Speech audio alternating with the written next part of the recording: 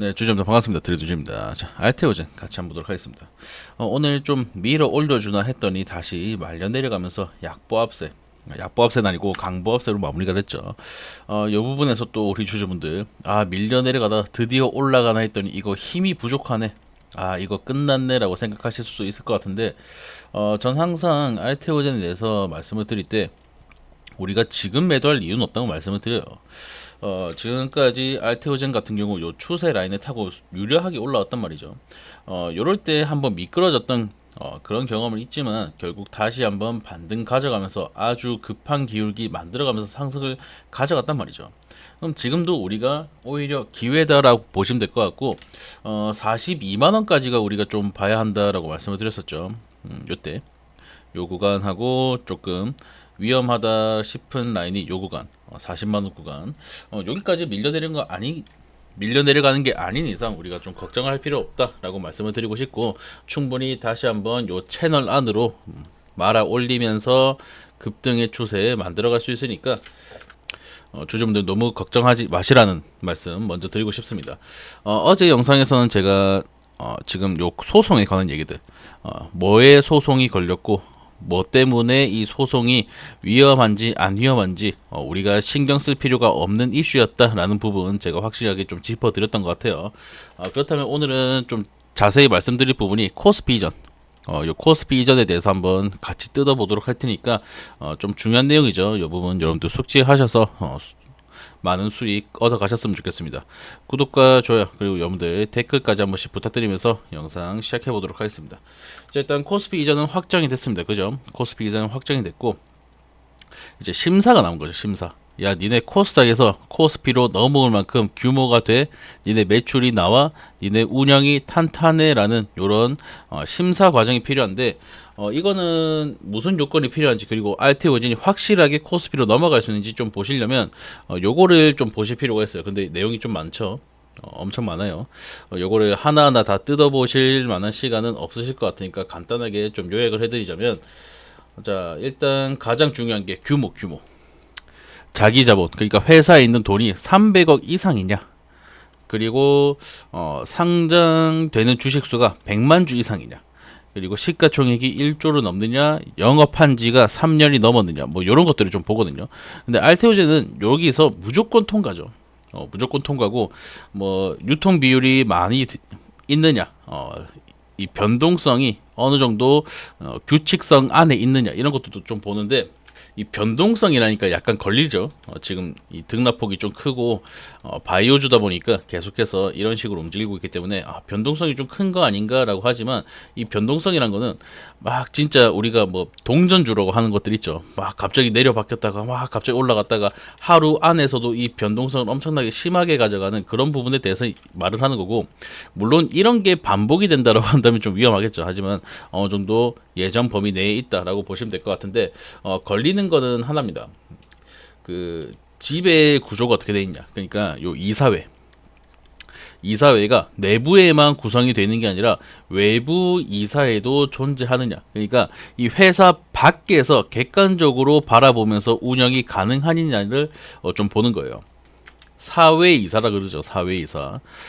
지금 이 회사랑 직접적으로 엄청난 연관이 돼 있지 않고 밖에서 좀 객관적으로 이 운영에 가담을 할 수 있는 그런 부분들이 있느냐를 보는 건데 알테오젠 같은 경우 지금 내부 이사에만 존재를 하죠. 외부 이사는 현재 없다라고 보시면 될 것 같고 그 부분이 조금 걸리기 때문에 조건부로 통과할 확률이 좀 높아요.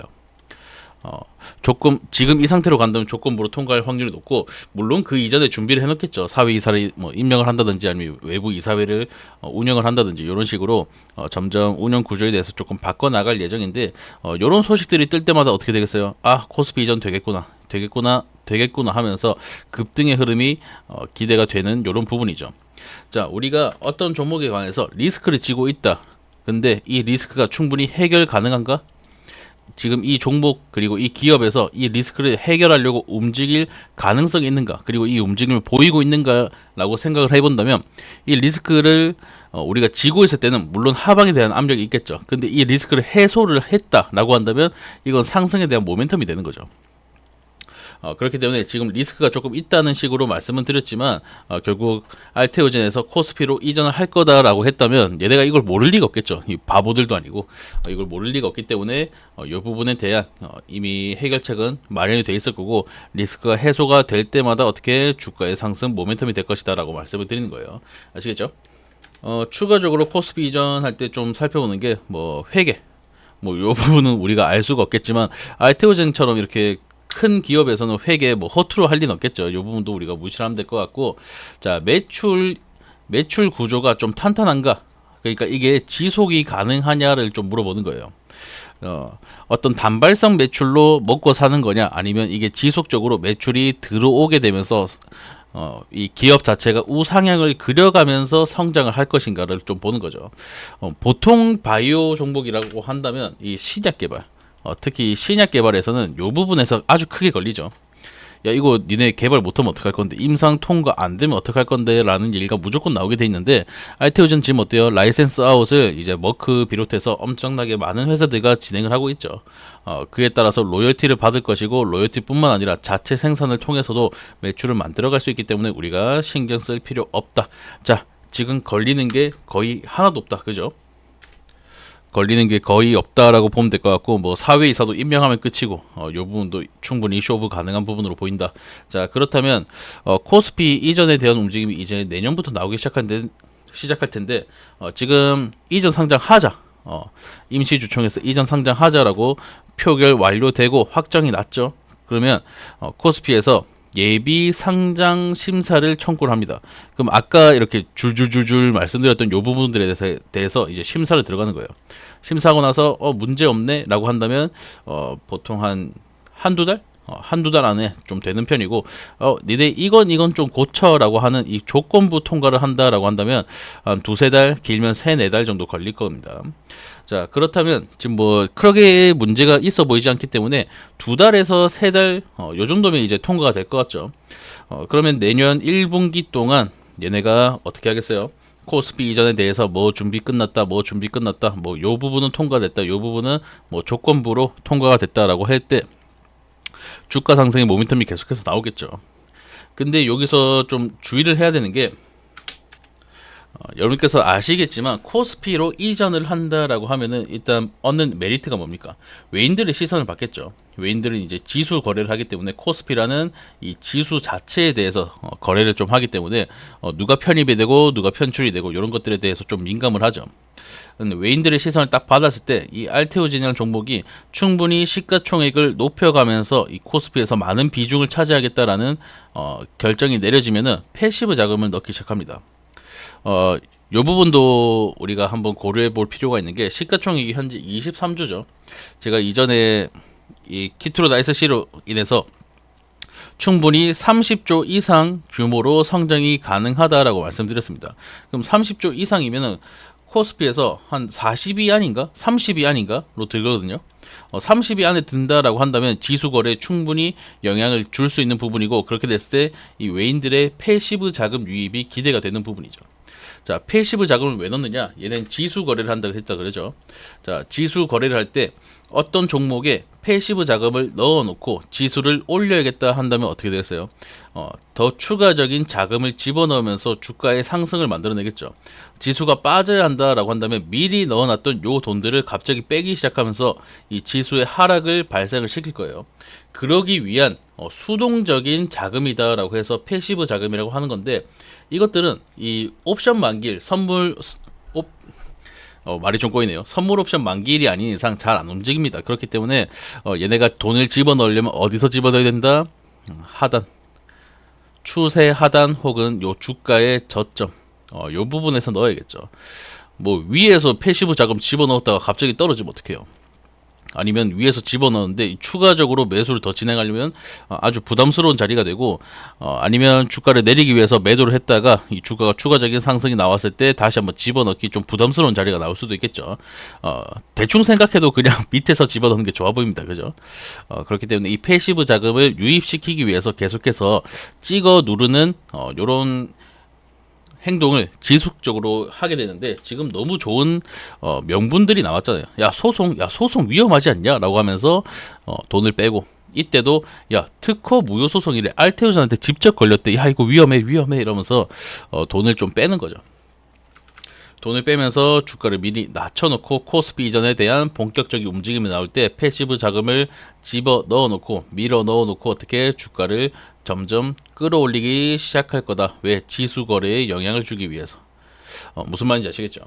그렇기 때문에 우리가 현재 매도할 이유가 없다라고 말씀을 드리는 거고, 뭐 알테오젠 자체적인 모멘텀으로도 지금 매도할 이유는 전혀 보이지 않아요. 그렇기 때문에 우리 주주분들 너무 걱정을 안 하셔도 되지만, 지금 내가 좀 불안하다, 아니면 다음에 들어 올렸을 때 제대로 된 매수 타이밍을 매도 타이밍을 좀 가져가고 싶다, 내가 이 분할로 접근하는 것에 대해서 조금 약하다라고 하시는 분들 계시다면 잠깐 여기 제 개인 전화번호 7593-3753번으로 알테라고 편하게 남겨주시고 함께 투자 이어나가면서 저와 함께 좀 실시간으로 대응을 해보고 싶다 하신 분들은 문자 한 통 남겨주시고 저와 함께 움직이시면 되겠습니다. 충분히 우리 주주분들이 조금 두려워하실 만한 자리다라고 생각을 하고 있고, 뭐 제 생각은 분명히 들어 올릴 것이다 라는 부분이지만, 뭐 제가 100%는 아니죠. 갑자기 요런 소송 같은 거는 저는 예상을 하지 못했으니까, 요런 부분들에 대해서 내가 실시간으로 접근하면서 대응을 해보고 싶다 하시는 분들 연락 주시고 저와 함께 움직이시면 되겠습니다. 아시겠죠? 뭐 코스피에 대해서는 거의 말씀을 다 드린 것 같고, 그럼 지금 매물대 한번 파악을 해볼까요? 딱 여기 걸렸는데 분봉으로 좀 보자면 여기에 매물대가 하나 있는 걸로 보이네요. 지금 이 정도, 그죠? 그러면 쭉 넘겨서 좀 멀리 있네. 여기 있죠, 여기. 자, 요런 식으로 이때 매물대가 형성이 됐다라고 한다면, 자, 요 부분은 소화가 누가 봐도 필요 없을 것 같다, 그죠? 그럼 이쪽 소화 구간이 현재 필요했던 건데, 지금 동일하게 흐름이 좀 만들어지고 있는 것 같아요. 자, 요쪽 구간, 그리고 이런 급등의 흐름들, 급등 급락의 흐름들, 이런 것들을 충분히 소화를 해놓고 지나가야 이런 대형주 같은 경우 조금 안정적인 움직임을 보인다라고 말씀드릴 수 있겠어요. 제가 항상 말씀드리는 부분이 있죠. 알테오젠이 충분히 상승의 여력은 가져갈 수 있다. 근데 이런 식으로 매물대 다 무시하면서 내려 꽂혔을 때는요, 이걸 상승시키려면 이런 식으로 소화를 시키면서 올라가야 된단 말이에요. 자, 이게 뭐 때문에 그러냐? 결국 수급이죠, 수급. 자, 이런 급락이 발생하면은 이 매물대 이전에 요 매물대에서 매수 진행하시는 분들 계실 겁니다. 요 분들 같은 경우 어때요? 여기 올라갈 것 같은데 하고 안 팔아요. 안 팔면은 어떻게 매수할 사람이 없죠. 누가 물량을 떠넘겨 주는 게 아니면 매수가 불가능하잖아요. 이 물량들이 팍팍 풀리면서 한 번에 체결되면서 올라가줘야 되는데 여기 있는 사람들이 안 판다고요. 자, 그렇게 됐을 때 충분히 흔들흔들 하면서, 야 니네 안 팔아? 야 지금 아니면 또 내려갈 것 같은데, 야 지금 아니면 또 내려갈 것 같은데 라고 하면서 약간 협박을 하면서 물량을 가져오는 거죠. 요 구간을 우리가 물량 소화를 한다라고 표현을 하는 거고, 개미 털기다라고도 좀 표현을 하는 거죠. 개미 털기에 대해서도 좀 설명을 좀 자주 드렸는데, 개미를 턴다는 게 이 개인 투자분들이 매도세로 찍히는 게 아니라 이전에 좀 단단한 매물대를 방금 말씀드렸다시피 이런 식으로 흔들흔들 하면서, 야 니네 지금 안 팔면 손해볼 것 같지 않아? 야 지금이 고점인 것 같지 않아? 라고 좀 협박을 하면서 이때 단단해져 있는 매물대를 털어내고 신규 매수세를 유입을 시켜서 좀 말랑말랑한 매물대를 만드는 과정이다라고 보시면 될 것 같아요. 자, 여러분들께서 만약에 알테오젠에 요날 진입을 했습니다. 요날 진입을 했는데 이거 호가참 보고 있는데 갑자기 막 이렇게 꽂혀요. 그럼 어떻게 할 것 같아요? 지금 빨리 매도해야겠다 라고 생각을 하겠죠, 대부분. 근데 이거를 알테오젠을 한 3달 전에 매수를 했다고 생각해 봅시다. 3달 전에 평단가가 한 52만원이 있었어요. 근데 이런 식으로 갑자기 막 꽂혀요. 그럼 어떻게 할 것 같아요? 안 팔아요. 내가 3달을 버텼는데, 3달 동안 고점도 찍고 저점도 찍고 뭐 별꼴을 다 봤는데 요 정도 하락에 내가 팔 수 없지. 들어 올리고 나서 팔아야지라는 생각이 절로 든다고요. 그렇기 때문에 좀 오래된 매물은 단단하다라고 표현을 하는 거고, 신규 매수세는 좀 말랑말랑하다라고 표현을 하는 거죠. 이런 것들을 좀 반복을 하면서 매물대 자체를 말랑말랑하게 만들어 놓고 매수를 집어넣으면서 계속해서 이 물량들을 뺏어오면서 상승을 만들어가는 과정을 우리는 뭐라 한다? 소화 구간이라고 한다. 결국에는 이런 구간에서 충분한 소화의 구간을 거쳐가야 건강한 상승을 만들어갈 수 있다. 이런 말이죠. 그렇기 때문에 우리 주주분들 지금 당장 뭐 급등이 나오면서 우리가 털어낼 수 있는 구간이다라고 말씀드리긴 좀 어렵고, 물론 뭐 갑자기 이슈가 떴다라고 한다면 바이오 종목이 이슈에 좀 민감하니까 요런 급락 구간을 다시 무시하면서 올라갈 수 있겠지만, 지금 상태에서는 어떻게 천천히 올라갈 거다. 여러분께서 걱정하시는 추가적인 하락이 발생할 확률은 좀 적다라고 이해를 하시면 되겠습니다. 아시겠죠? 뭐 지금 알테오젠이 계속해서 미끄러져 내려오다 보니까 좀 많이 불안하실 걸로 생각이 들지만, 말씀드렸다시피 요 채널 안에서 어느 정도 놀고 있었고, 요 채널을 크게 벗어나는 게 아니라면, 그죠? 요때는 좀 기대를 할 만했는데 크게 벗어나지 못하고 다시 밀려 들어왔죠. 그러면 지금도 마찬가지입니다. 크게 벗어날 뻔했지만 다시 밀려 들어올 확률이 높다고요. 우리가 여기서 매도 고민하실 이유 없다라고 다시 한번 말씀을 드리면서 영상 마무리하도록 하겠습니다. 네, 이제 또 한 주가 시작이 됐죠. 이제 또 화요일이 됐는데 우리 주주분들 또 화이팅 하셔서 본업도 열심히 하시고 주식 투자도 좀 성공적으로 이어나가실 수 있도록 계속해서 제가 옆에서 서포트 하도록 하겠습니다. 아까 말씀드렸다시피 지금 내가 좀 많이 불안하다, 어떻게 움직여야 될지 모르겠다 하시는 분들은 연락 주시고 저와 함께 움직이시면 좀 많은 도움이 될 것 같다는 말씀 다시 한번 남겨드리면서 영상 마무리하도록 하겠습니다. 네, 오늘도 영상 끝까지 시청해주셔서 너무 감사드리고요. 여러분들 구독과 좋아요 그리고 댓글까지 한 번씩만 부탁드리면서 이만 물러나도록 하겠습니다. 다음에 더 좋은 영상으로 여러분들 찾아뵙도록 하겠습니다. 감사합니다.